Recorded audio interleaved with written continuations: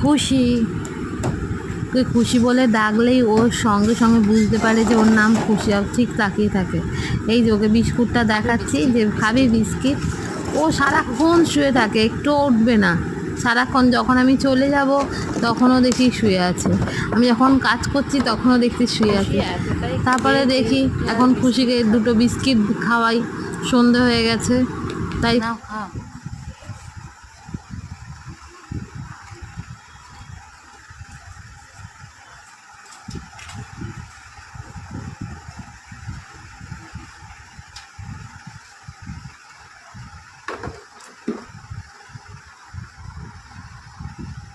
খুশি